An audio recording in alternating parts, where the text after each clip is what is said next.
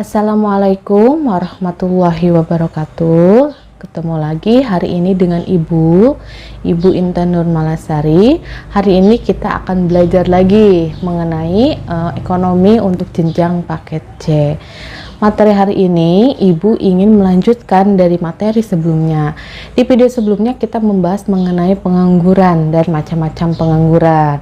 Hari ini kita akan membahas mengenai pengangguran dari sudut pandang berapa lama waktu dalam bekerja.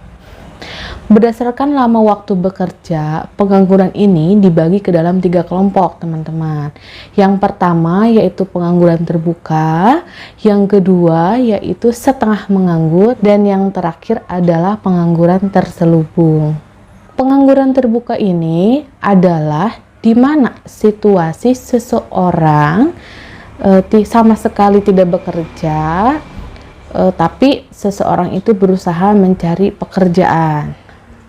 Adapun yang menjadi faktor adanya pengangguran terbuka itu yaitu bisa jadi karena adanya ketidaktersediaannya lapangan kerja. Yang kedua yaitu ketidakcocokan antara kesempatan bekerja dengan latar belakang pendidikan. Dan faktor yang terakhir bisa saja seseorang itu memang tidak ingin bekerja atau tidak niat untuk bekerja. Contohnya apa tersedianya lapangan pekerjaan? Contohnya misalkan banyak mahasiswa yang baru lulus dari jurusan manajemen atau dari jurusan kesehatan. Setelah lulus kuliah, mereka berniat mencari pekerjaan yang sesuai dengan bidang mereka. Biasanya anak-anak manajemen itu akan memilih bekerja di perkantoran atau di lembaga dinas gitu. Anak-anak kesehatan mereka akan melamar pekerjaan ke pusat layanan kesehatan, baik puskesmas, rumah sakit, klinik ataupun di Kementerian Kesehatan dan dinas kesehatan lainnya. Akan tetapi misalkan jika lembaga tersebut saat itu belum menerima atau belum membuka penerimaan karyawan baru, artinya mahasiswa-mahasiswa yang baru lulus tadi yang berniat melamar pekerjaan ke lembaga tersebut belum bisa melamar sehingga belum mendapatkan pekerjaan. Itu salah satu contoh dari ketidaktersediaannya lapangan kerja. Yang kedua tadi mengenai tidak ada cocok antara kesempatan bekerja dengan latar belakang pendidikan. Ini contohnya misalnya ada mahasiswa yang lulusan manajemen, lalu dia itu berniat akan melamar ke kantor A, ke perusahaan A. Akan tetapi ternyata di perusahaan A itu sedang membutuhkan bagian keuangan, yaitu latar belakang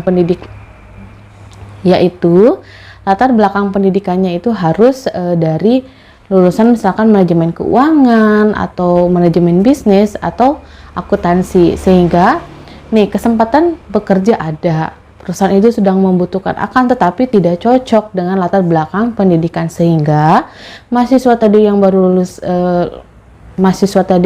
manajemen itu tidak bisa menerima pekerjaan tersebut, tidak bisa melamar ke posisi tersebut. Tadi yang terakhir yaitu yang tidak bekerja atau sama sekali tidak ingin bekerja atau sama sekali tidak berniat mencari pekerjaan. Itu adalah beberapa orang yang memang mungkin tidak ada keinginan untuk bekerja atau disebut dengan orang yang malas. Yang kedua tadi yaitu setengah menganggur. Setengah menganggur adalah situasi di mana orang tersebut itu sebenarnya memiliki pekerjaan, akan tetapi tenaganya itu kurang termanfaatkan. Ini diukur dari curah jam kerja, produktivitas kerja, dan penghasilan yang diperoleh. Contohnya nih, ada seseorang yang bekerja sebagai tenaga buruh harian lepas atau tenaga kerja lepas, namanya yaitu freelance, di mana beliau ini memiliki pekerjaan, akan tetapi pekerjaannya ini tidak terikat kontrak, tidak terikat waktu, tidak terikat jam kerja gitu, dan juga penghasilannya juga tidak menentu.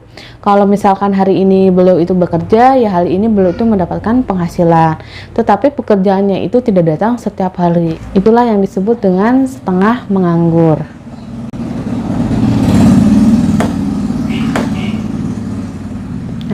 Untuk menghitung besar tingkat setengah menganggur, maka dapat dilakukan dengan rumus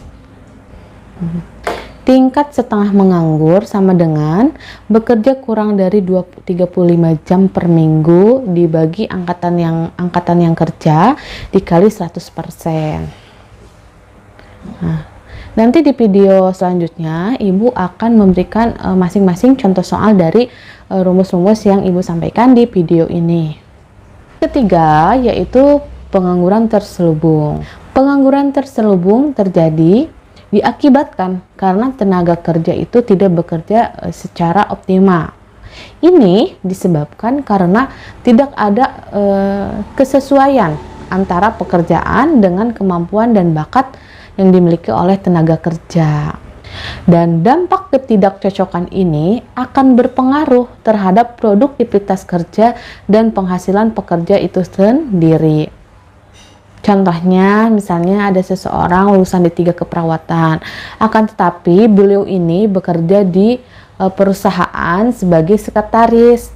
Nah, antara latar belakang pendidikan dan jabatan yang diampu itu kan tidak sesuai, sehingga beliau ini tidak maksimal menjalankan fungsi kesekretariatan di lembaga tersebut, sehingga ini berakibat akan menghambat proses kerja yang ada. Oke. Tingkat pengangguran adalah perbandingan antara jumlah penganggur dan angkatan kerja yang dihitung dalam kurun waktu tertentu dan dituangkan dalam bentuk persentase.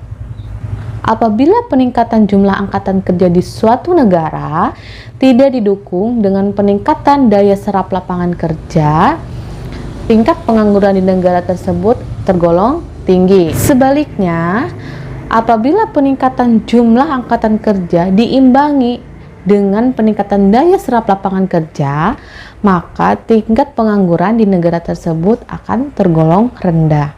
Itu mungkin salah satu solusi yang ditawarkan untuk mengurangi angka pengangguran di sebuah negara. Baik teman-teman, itu saja mungkin yang Ibu sampaikan di video ini. Mudah-mudahan memberikan manfaat untuk kita semua. Ibu mohon maaf atas banyak kekurangannya. Wallahu muwaffiq ila aqwamit thoriq. Wassalamualaikum warahmatullahi wabarakatuh.